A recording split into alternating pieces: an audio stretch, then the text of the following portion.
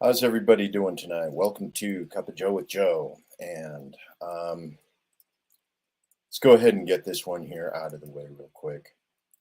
Tragedy in Texas, Uvalde. One of the most recent of the school shootings that have occurred here in the United States. We're closing in on 2,000 now since they started keeping track of them back in 1970. Okay, 2,000 school shootings over the last 50 years. 40 a year, and we continue to see this issue ramping up. Now, Uvalde, Texas is, you know what, this one is actually particularly, give me a moment to get this screen shared here properly.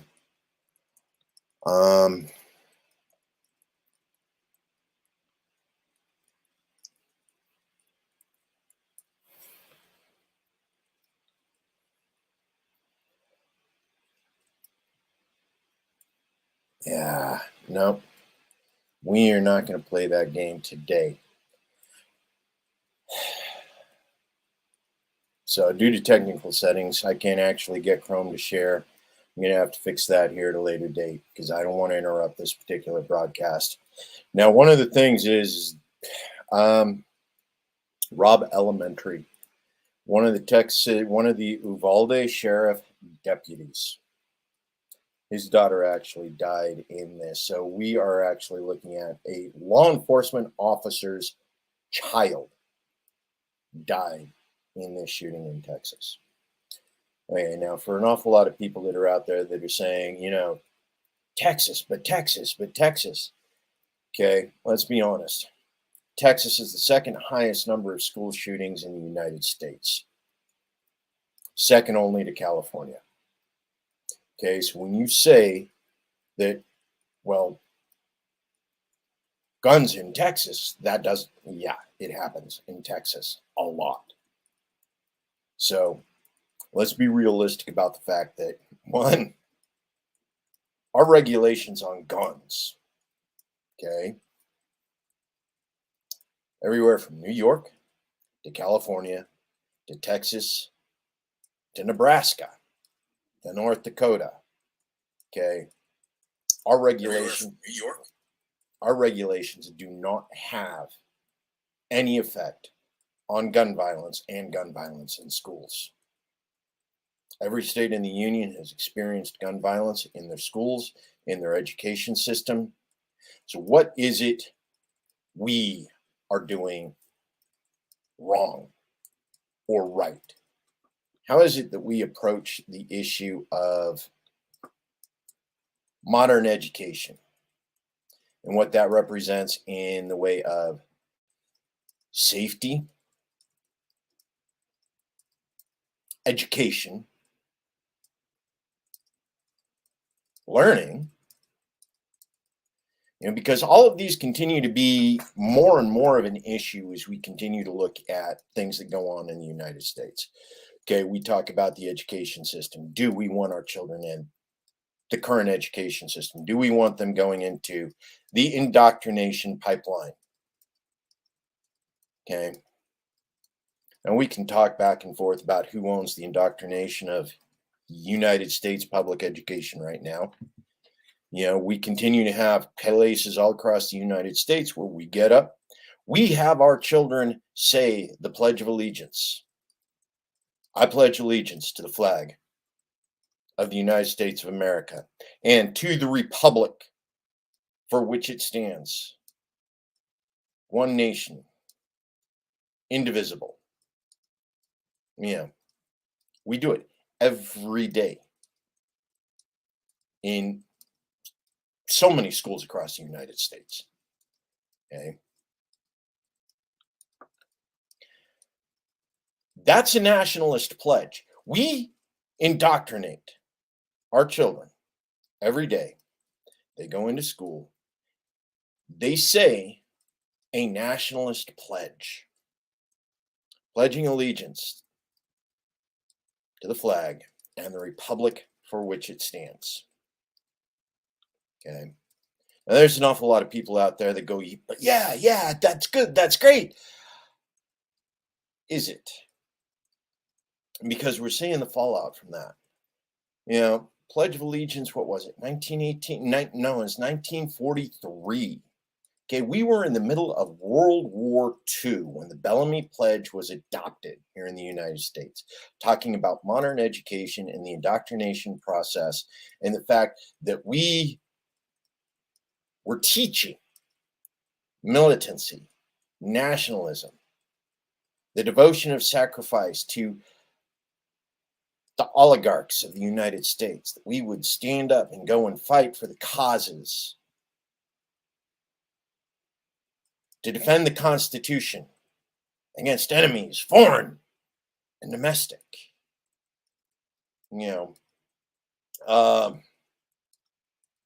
Sorry to hear about that, Sandy. Do appreciate the share, though. Yeah, so we talk about. Thank you, Amberly. I appreciate it.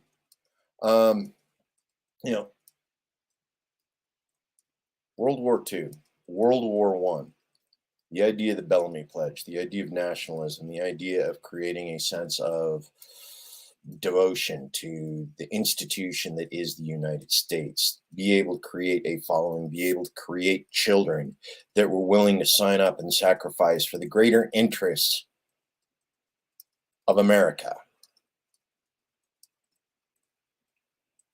It was a socialist pledge, Pledge of Allegiance. It's created by a Christian socialist. Honestly, for no other reason than to sell U.S. flags that were being made by somebody. But we ended up with fallout from that. 1943, 1945 became the Pledge of the United States, started saying it all the time. It became more and more adopted in public education all across the United States. And that is where we created some of the first indoctrination systems in public education in the United States. Now here we are, 130 years later. Absolutely, Mike, absolutely. Let me go ahead and show up. Build a culture of hero worship and fetishizing violence. Yeah, that's what we've done. That is what the Pledge of Allegiance has done. That is what the Oath of Enlistment has done. This is what all the movies, all of, violence, we ridicule this. It's nonstop,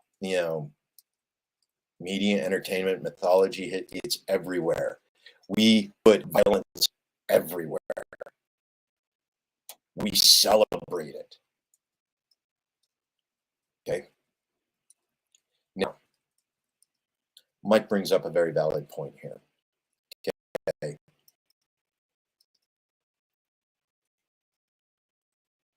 We fetishize it.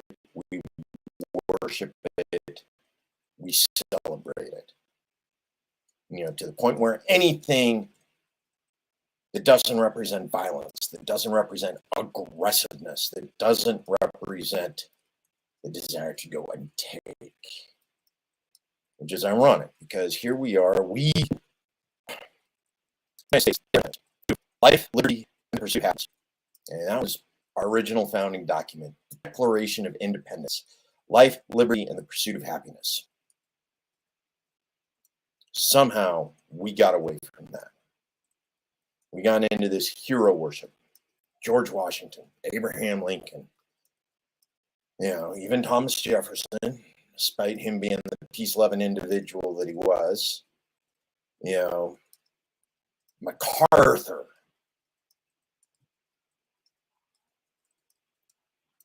Eisenhower, Kennedy at the Bay of Pigs, the celebration of violence. Dull's brother, yeah.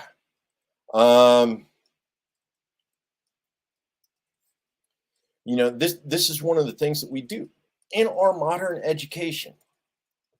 We celebrate, we fetishize. We've created a culture of violence. One of the problems we have in schools right now is the fact that when a troubled child starts bullying, we don't address the bullying until somebody who is being bullied addresses the bullying. I think because we can't have the bully actually being taken to task by a survivor. Now, that for some reason isn't something that currently filters into our modern education system, into the way we approach violence control. Because honestly, that is the problem we have here in the United States right now. As Mike brings up, okay, we fetishize it. Okay. We don't seek to control it. We enjoy the violence that is out of control. We worship it. We fetishize it. We create it. So what do we do when we realize that this fetishization of our violence that we propagate in our education system, in our schools? Where do we start with disassembling that? Where do we... And this is where it gets complicated, folks. Reason why is because we don't want to get rid of the violence. Okay. Violence is part of our nature. It's part of the human condition. What we want it to be is controlled. We want the human in charge of the animal. And we've gotten away from that. We no longer think in terms of controlled violence for the purposes that we should be using it for. Self-defense. Okay. As much as I do not like Jordan Peterson for a lot of his different things, one of the issues that he does bring up is the idea that being a peaceful man, well, requires that you also be dangerous. Because if you're not dangerous, you're not peaceful. You're harmless.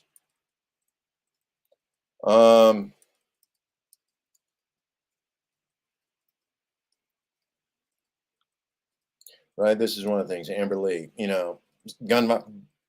Pearl Jam in the 90s. Okay, again, this is part of our culture that endures because of our celebration of violence. 1970s, Bay of Pigs and Vietnam War. 1980s, we were looking at Nicaragua, Panama. We were dealing with Reagan era, the Iran-Contra scandal. After that, we moved into, the United States has been involved in some sort of conflict persistently, for 200 years. They like to claim that, okay, Jimmy Carter wasn't, well, no. We had troops in conflict even during Jimmy Carter's era. And we get back to this idea: walk softly, carry a big gun. We all know Teddy Roosevelt's, idea on that: walk softly, carry a big stick. But the thing is all of our heroes, they've been violent. John Wayne, violent. Even to the point where we've idolized and fetishized serial killers. That's how ingrained violence is in our culture here in the United States. And it's ingrained in the way we handle our modern education system. Okay, so one of the things that I want to bring up right now is our current modern education system. What does it really look like? Okay. Now, this is one of the things that was brought up earlier on my Twitter feed. Somebody came on and said, you know what? We can make the kids safe. We can make the kids safe. We can set up a system that prevents anybody from getting in. Yeah, we can. But the problem with a system that prevents anybody from getting in is it also creates a system that prevents anybody from getting out. Right? When you have a system with so many doors, so many bells and whistles, so many obstacles, so many processes and procedures in order to accomplish, okay, you're not engaging a child's curiosity. You're engaging a child's fight or flight mechanisms. You're engaging that animal level survival mode.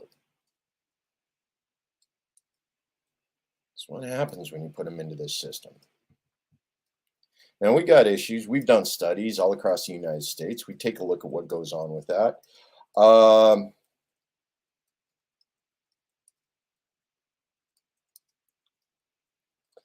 this is a good one. Max Weber. System can be built to control human behavior. So we decided a factory of education can be built to form citizens. We stopped educating and we stopped humanizing. Oh, yeah, Sandy. Lockdown drills. You know, whether it was the lockdown drills of the 1990s, 2000s, when we started dealing with the whole active shooters in schools, you know, versus, you know, when I was a kid, hide under your desk in case of the bomb drill, you know, as if that little school desk was going to do anything against a nuclear intercontinental ballistic missile. Um,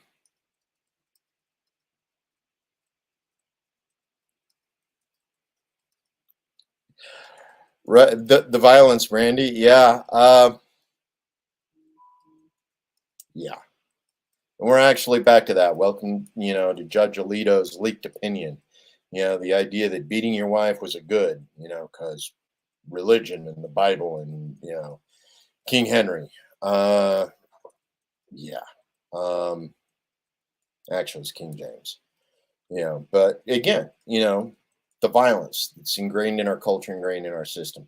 So the school to prison pipeline, as Mike put out, you know, we have a system. We created a system. Okay. This system produces methodically citizens.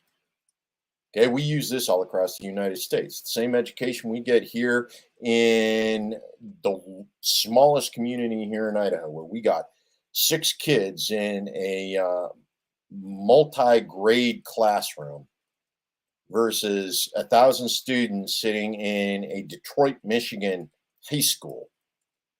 It's the same education. It's the same bare bones concept. You're getting ready to go work in, you know, Flint, Michigan, working in a steel mill or working in uh, the car factory, working for Ford. You get the same exact education as somebody out here in Idaho who knows he's going to grow up to work on the farm. He's going to inherit dad's farm. Dad has to teach him how to farm because that's not in the education system.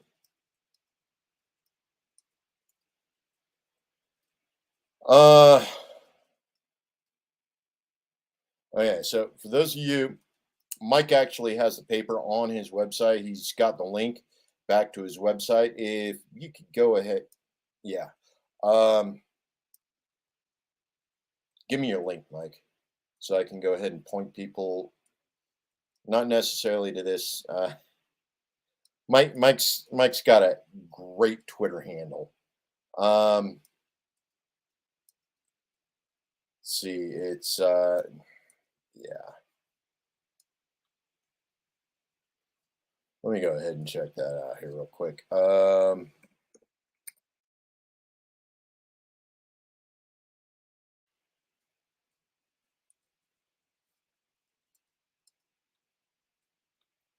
Well, actually, and this is one of the things we don't want to talk about the real problem because there's no political solution to social cultural degradation. Okay. Ironically, there is, but it doesn't work to the advantage of people who want a career in politics because the solution is to end politics. The solution is to get back to the people, you know, get back to There we go. That's the right one, Mike. At Chubby Primate on Twitter. He's actually got a lot of good links to a lot of his resources. He's been putting up on his election website. So he's got the links back to that. Go ahead, take a read. A lot of it's very well thought out, very good thought processes behind it, as well as solutions. So let's get back to this idea here of, now. Okay, inherent flaws in government schools that foment violence. Okay, if we're talking about the issue of specifically violence and how the government schools create it, in our school to prison pipeline, the way we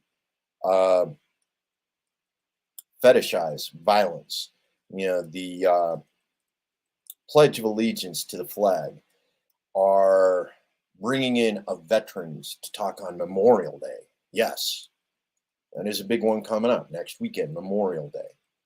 The idea that we would bring in veterans to talk about their combat experience downrange to 8 and 9-year-old children. Yes, I'm guilty of that. I remember when my kids were in 2nd and 3rd grade. As a combat veteran. I was this was actually when I actually went and talked to grade school. I talked to 4th and 5th grade students. And I talked about how amazing it was to be able to travel the world and meet people and do things in the name of the United States Army, in defense of the Constitution, enemies foreign and domestic, in the interests of the United States. We do that. We teach our kids. We bring that level of indoctrination. Now we see it coming back in reverse. And there are people who are resisting that. Reason why is because they grew up under the old indoctrination. Okay. Now we're looking at a situation where people want different rights. They want to be able to express their own individual selves. Children in school today are having issues with the way we deal with their individuality. Given an awful lot of time to think about who they are, what they want to do around parents and around family that may or may not approve of who they want to be. And why do they have so much time? Because honestly, we spend an awful lot of time wasting their time in public education. And this gets back to the issue of no political solution to social and cultural degradation. Okay. Life in the capital is good. Straight up. Life in the capital is good. Life in the United States has been extremely good for the last 20, 30 years, 40 years. We've continued to see reductions in crime, continued to see reductions in abortion rates. We've continued to see the average wealth of the citizen climb, all without actually producing anything here in the United States. Okay. We don't build our cars here. We don't build our industry. We don't mine. We don't even do our own recycling in many places. A lot of our tech recycling has been shipped out to China, of all places. We send our trash to China. China goes through, does all the toxic melt, clean it out, finds the resources inside the computer chips and stuff that's still viable and usable. Then they send it off to, become part and pieces of stuff that they build in their Fox factories before sending it back to the United States, leaving entire environmental wastelands because of the waste of stuff we purchase here in the United States. Life in America has been good at the expense of the rest of the world. Life in the capital has been good with the understanding that the environmental footprint of your average American is nearly triple that of anybody anywhere else in the world. including countries like China and India, who currently represent the only two countries larger than the United States. Um, until we actually get into a situation where we bring industry back into the United States, which doesn't work because an awful lot of these companies that are very profitable because they've outsourced and offshored labor to the rest of the world.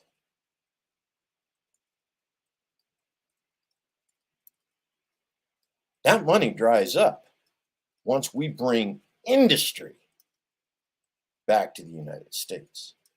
That's why there's no political solution to the cultural degradation that's happening right now. We want, we take, and we don't understand the damage, either implied or real, that is occurring in the rest of the world in order to sustain the lifestyles that have been created here in the United States. And it is collapsing right now. We are watching it collapse real time. Okay.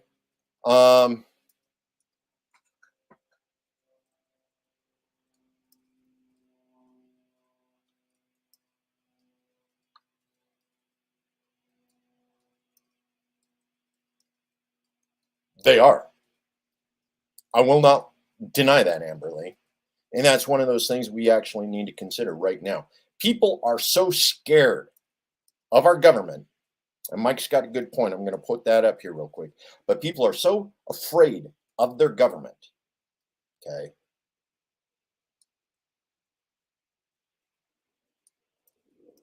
There's a meme that's been floating around the internet for a while. It's the one of Rock from Witch Mountain, and Rock's going,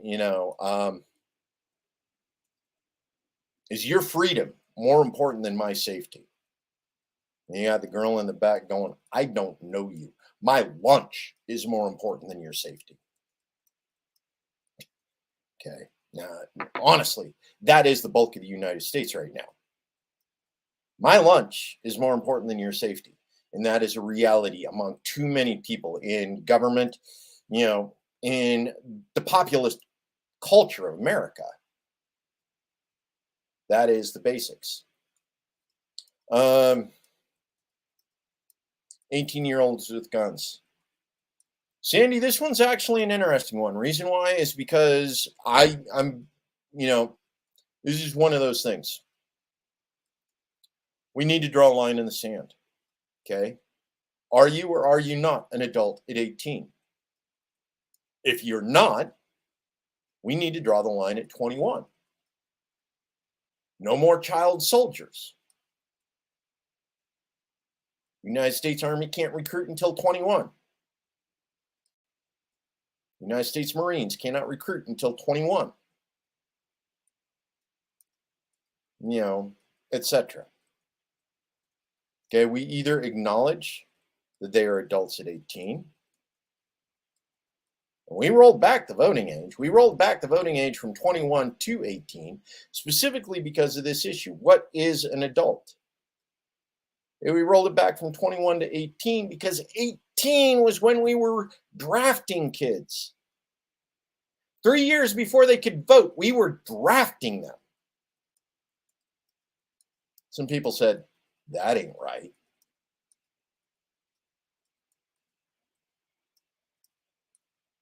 Child soldiers, that's where we end up with that particular problem, Sandy. And if we're not going to treat them as adults until they're 21, there's an awful lot of cultural changes that are going to happen here in the United States. A lot. Can't get married till you're 21. Without a signature from a guardian. Those are the kind of cultural changes that are represented by what you're saying there, Sandy. Not that it's wrong. Just so you're going to get caught up in that. Okay, Mike, you bring up this idea here. Comfortable like we're an anxious dog chewing our own leg because the adversity and gravity were destined.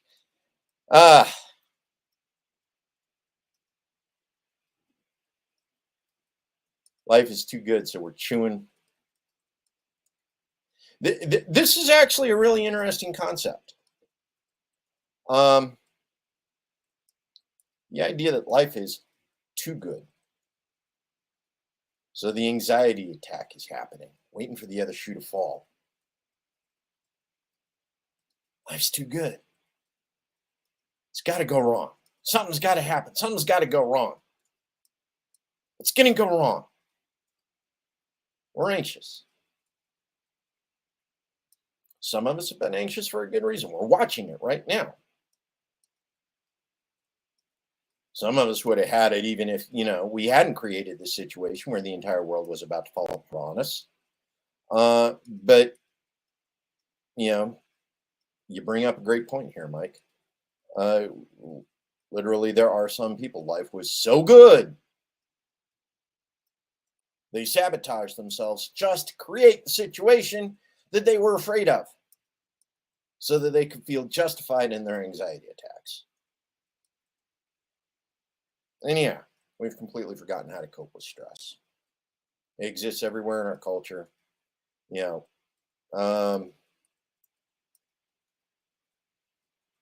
Emily, now this one's an actual interesting one.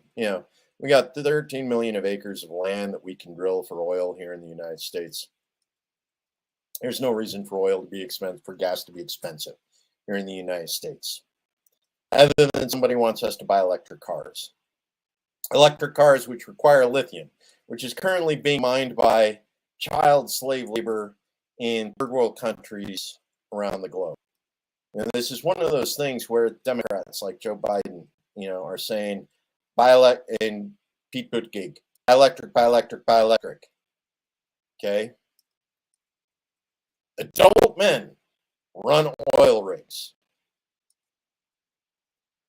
Children in third world countries dig for lithium.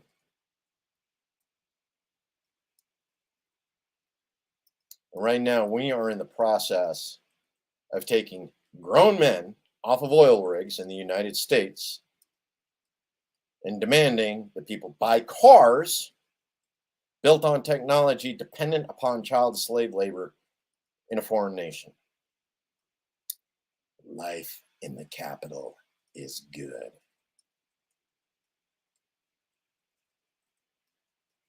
Think that through, folks.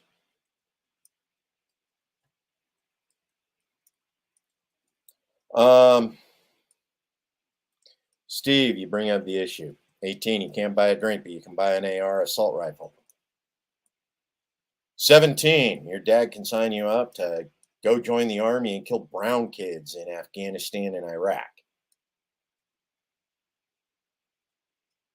It's even one up now, 17, you can get your dad to sign away your life to the United States Army so that you can go kill white kids in the Ukraine and Russia right now. And yeah, Amberly, the idea of child soldiers, we see it all around the world. Okay. Most of the world has rules, has regulations against the concept of using child soldiers. Use of child soldiers is an international crime. It's a human rights violation by treaties that are upheld by the United States, but not honored by. And here in the United States, we can send a child at 16 into the Army National Guard, send them off to boot camp one summer and send them off to AIT the next summer. So that by the time he's 18, he is a fully trained service member working in your state National Guard, which under current regulations can be called up to go fight under the Authorization of Use of Military Force, the AUMF, 2001 and 2003. A 17-year-old National Guard kid right now can be called up to fight in a war that's 5 years older than he is.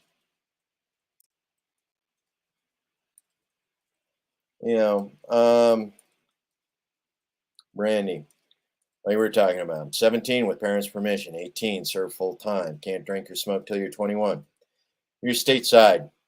You can be sent somebody to kill perfectly total strangers at 18. Still can't come back to the States and have a drink.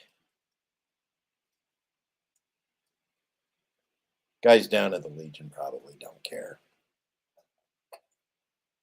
Cops staying outside once you leave the Legion do, though.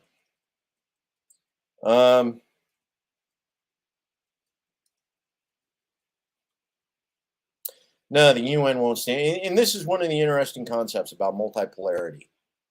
Okay? Russia and China have just declared this is now a multipolarity global environment. The United States will no longer be able to do unilateral actions in countries around the world without expectations of pushback from China and or Russia in anything the U.S. does. And if they give the U.S. sanction to do something like that, they expect us to reciprocate and allow their own unilateral actions against countries around the world. Now, the UN.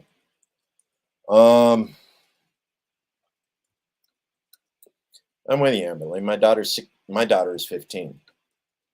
You know, we've actually had this conversation. The idea of me signing an authorization for her to join the United States Marine Corps at 17 so that she can get her Squid Games out of the way and continue on with her life.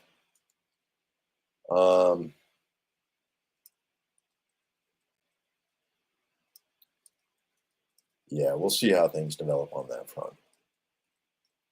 You know, if she were defending the interests of the United States on U.S. soil, be one thing.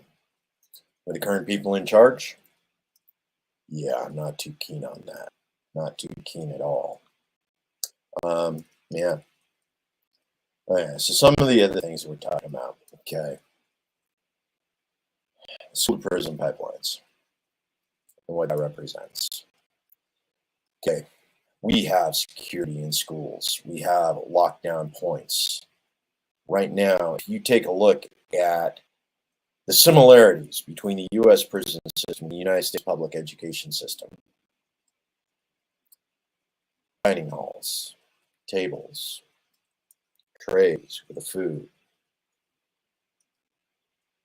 food line, where you walk down assembly style to get your food for the day.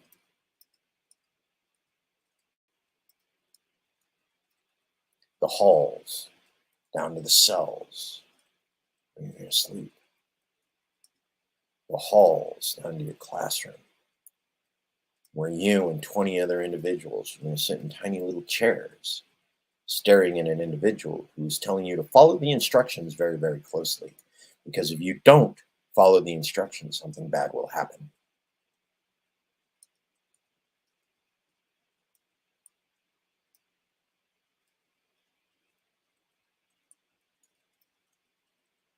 We have issues in our education system. We have issues in our education system that make it look very much like prisons,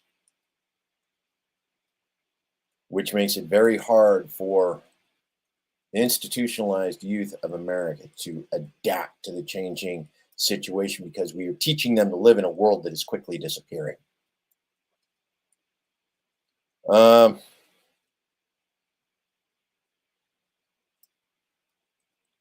Bring up a good point. You know, stop fighting it and just ignore it.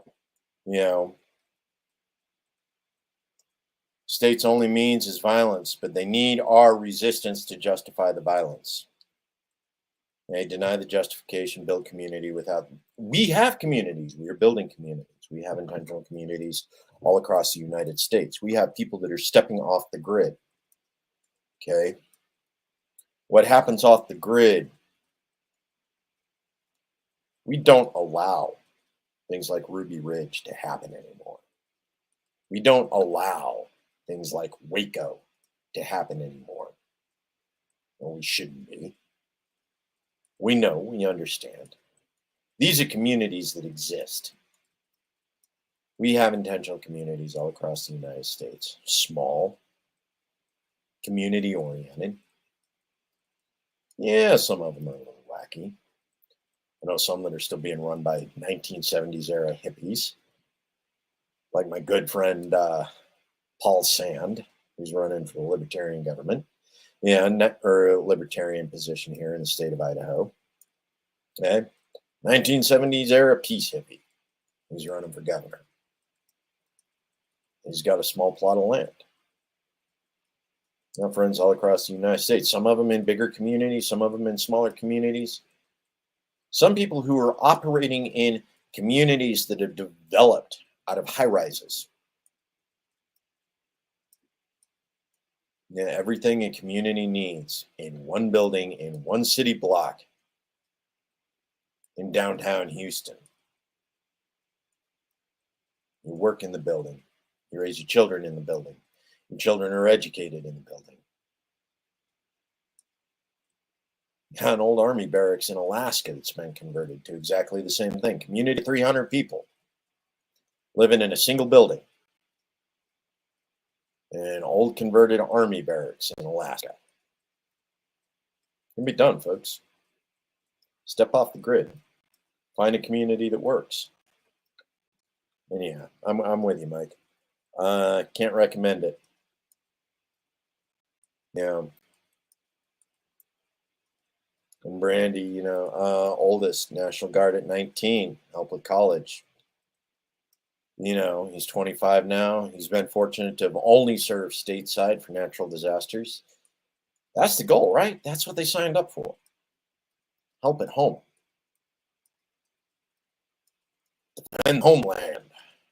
Defend fatherland. Defend the motherland. Right? Mike, my libertarian friend, I support your right to start a communist farm co-op or a wackadoo militia compound, as long as you're not interfering with anybody else. We got militia compounds all over the state of Idaho. We also got communist farm co-ops too. We got plenty that get along, plenty that, they're a little bit weird. Some that are more religiously oriented than others.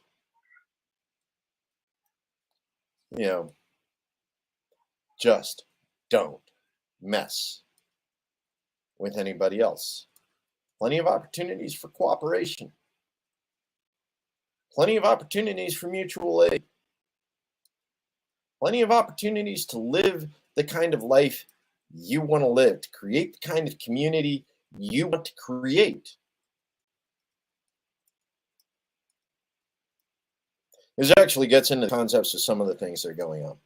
Okay. One of the things we want to talk about here, of course, is violence in education. What are the things that we can do as far as education reform here in the United States? What are the things to, make education safer, make sure education is funner, make sure that education is actually about learning and not about indoctrination. Right now, United States Department of Education, it sets the standards. 20% of the education budget for most schools here in the United States comes from the United States Department of Education. And that's before we start getting into the concepts of what's going on in higher ed, where the federal aid project is closer to 50% of the education budget, and the state provides 20% as opposed to the other way around. But we start taking a look at things that are going on with that and the strings that are attached to that 20% of funding that is going to local education across the United States. Okay, how do you step in and say, you know what? We have a community in Idaho. That community has certain education requirements for the children in that community to grow up to be a successful part of that community. Okay.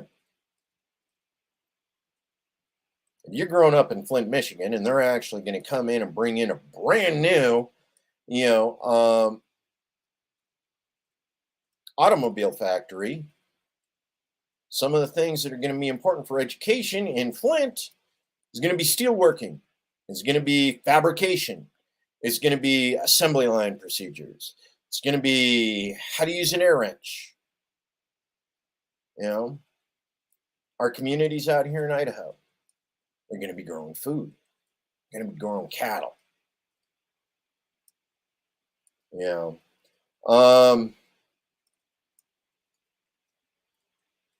all right. Get rid of the standardized testing. Let teachers teach. Let teachers teach to the community. Okay. To all the children in the community equally. No bias, no bigotry. All the children. And Mike, you bring up another one. Now, this one's been around for a bit. Fund students, not systems. Allow competition in institution, students, teachers, pedagogy. Yes, that is pedagogy. That is the study of childhood educational development. Okay, you can still use public education. Okay, set up the other opportunities, the other ways to learn. You know, trade schools. There is no reason why a young adult who's 16 can't start developing skills in a trade. And we're currently doing development right now where 16-year-old, 17-year-old kids can pick up college credits for a associate's degree. Why can't 16 and 17-year-old kids pick up college credits towards a trade school education? You know, the idea of being able to get out of high school and be able to be just 1 or 2 years away from your journeyman card as an electrician or a plumber. You know, being able to move that education. You know, this one's actually an interesting concept, okay? We have a constitutional candidate here in the state of Idaho, Shanti Rose Davison. Okay. She doesn't actually believe in the fall of the student. Constitution of the state of Idaho calls for the state to fund public education. It does not call for the money to follow a student. So if somebody were to pull their kid out of school, they don't get paid to homeschool their child. That's Shanti Rose's position.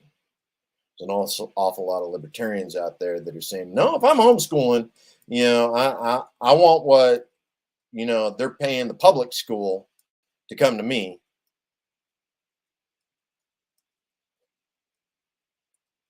That's a whole nother debate, man. That is a whole nother debate. Nobody's stopping you from homeschooling your kids, folks. Nobody. Well, not here in Idaho anyway. Idaho and Maine are two of the states where homeschooling is some of the easiest things to accomplish. You know, literally, you can just call up the principal and say, "Yeah, I'm homeschooling my kid." Principal goes, "Cool. Anything I can do to help, just let me know." Now, some of the other states, they want your kid in that seat. They want asses in seats because that's how they get paid. Here in the state of Idaho, yes. There are principals, there are administrators who want butts in seats because, yes, in Idaho, the money does follow the child. Those institutions do not get paid unless a child is sitting in one of those chairs. It's one of those things extremely interesting about the idea of coming to Idaho and saying, the money needs to follow the child. Dude, it already does. It already does. Question is how do we open it up so that the money can follow the child to other institutions?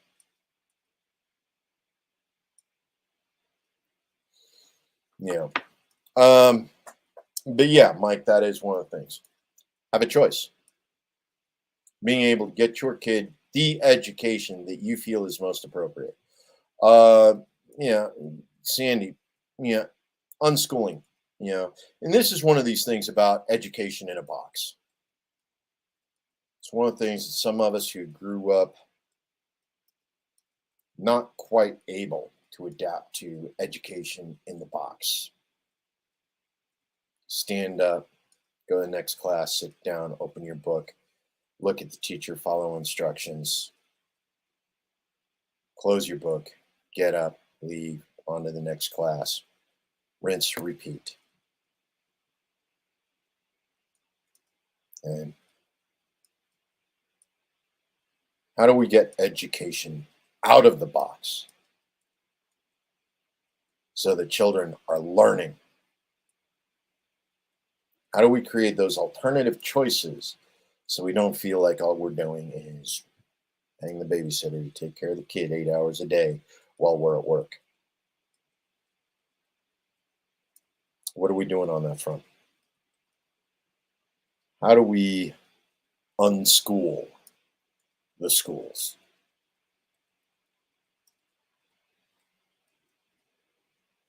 Now, one of the other things with school choice is if we actually go down, one of the things that we continue to see these huge school districts, they build bigger and bigger and bigger and bigger and bigger schools.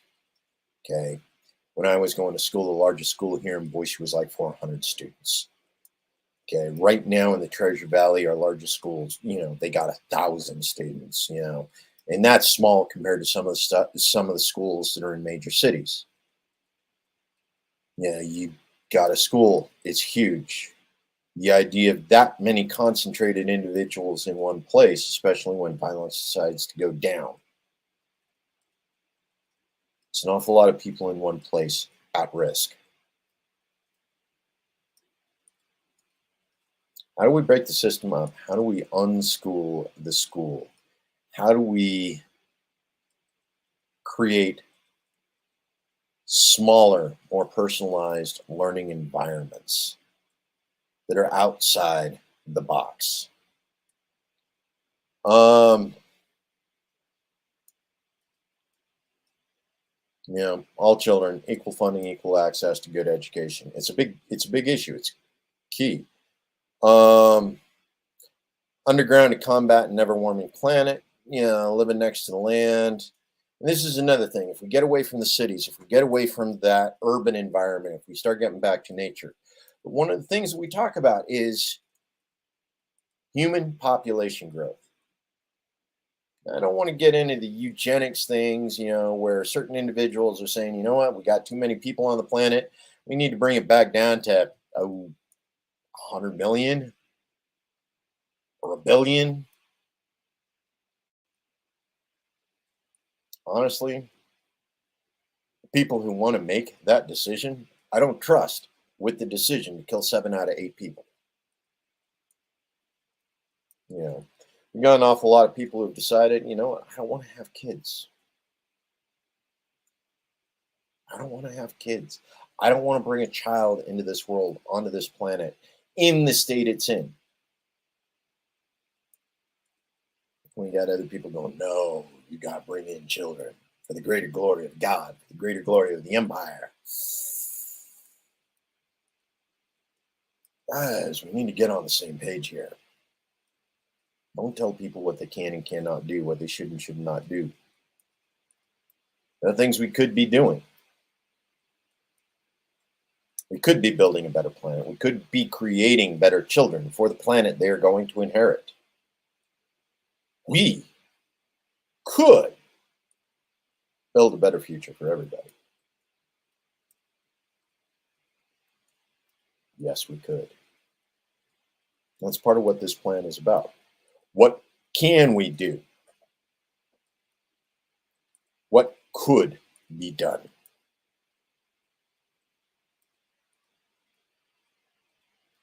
Let's think about the future. Let's think about what can be built.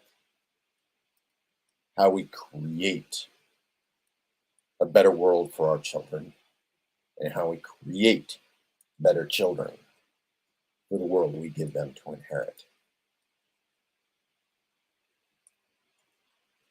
when certain indigenous groups say how we give to our children the world we borrowed from them. Do we give them back a better world than what we borrowed? We could. We can. About doing the right thing by our children.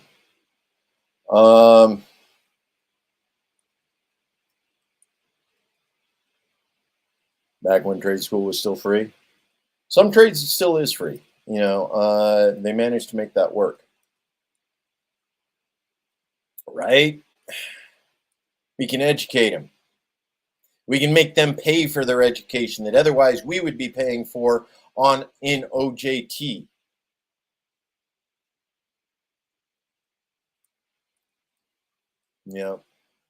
We ended up paying for education for people with an aptitude that did not fit for the education they wanted.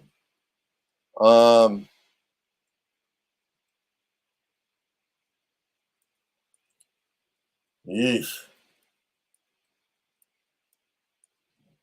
Yeah. The state-sponsored daycare switch. Woo! And that's what indoctrination is. It was state-sponsored daycare. The state is providing something for free. And they're going to charge you to teach your children something that may not be in their best interest. Because I don't know about you, the world I was raised to interact with doesn't exist anymore. The world I was trained to be a part of does not exist anymore. And that's where we are in the United States right now, folks. You are not equipped to train your children for the world that is going to be here when they are grown, because the world has changed that much. And we were never taught to be able to adapt to the changes. This world doesn't play by the rules we grew up with. Not by any stretch of the imagination. Fed Department of Education, abolish the State Department of Education. In that case, Superintendent of Schools. School district be the administrator. They got an 8-year degree. They got experience. They know how to run a school, or they should. And if they live in the community, they know what the community needs. They know what the children need to learn so they can be contributing members of that community. Yeah, that's a little bit of indoctrination too, but at least it's based on community needs. At least it's based on community mutual aid.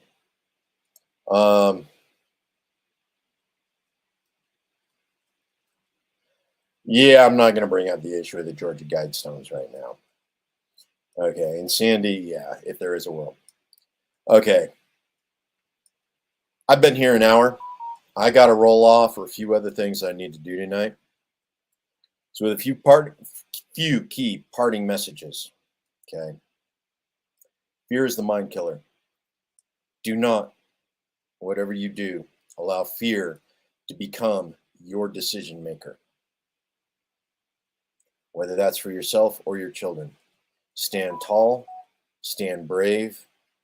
Take a look at what it is that is causing you to fear. Disassemble it, dismantle it, and move on. We have the opportunity to do great things for our children. We have the opportunity to do great things for our communities.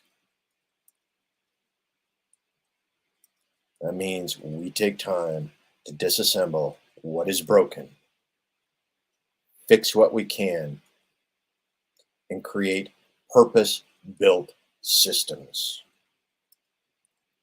for a better world.